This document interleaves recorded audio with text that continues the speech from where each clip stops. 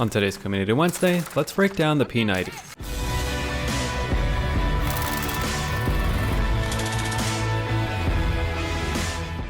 The P90 has never been meta, and I never really thought about checking it out. However, I've been told that it can achieve insane bullet velocities, so I decided to check it out.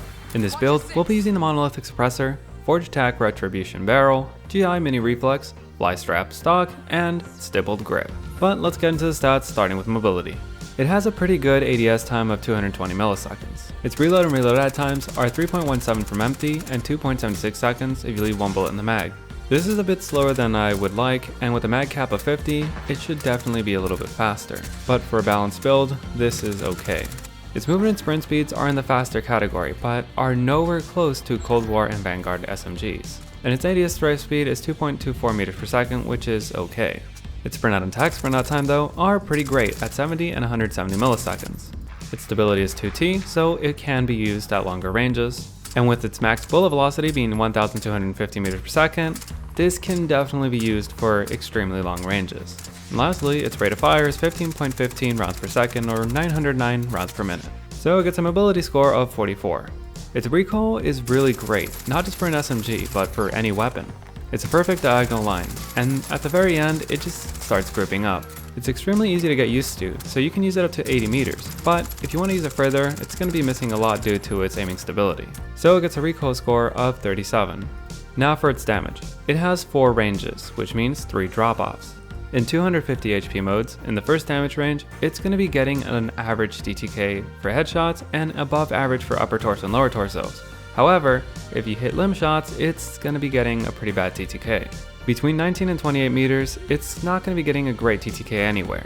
Between 28 and 38 meters, it's going to be getting below average TTKs in most parts of the body except for the limb.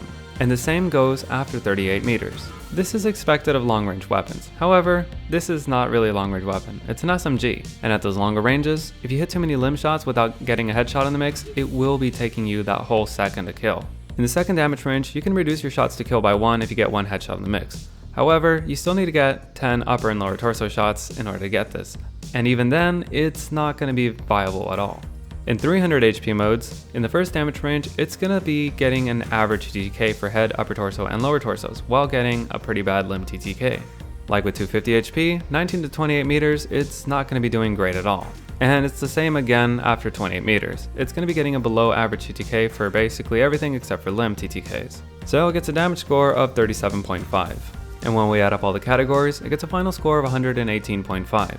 I gotta say that the P90 is probably the most accurate SMG in the game. And getting a score of 118 for an SMG is pretty decent. It's almost up there in sniper support category. However, the one thing that sets it apart from sniper support weapons is its damage. It has similar sniper support scores in the first damage range, but in the later ranges, it does not.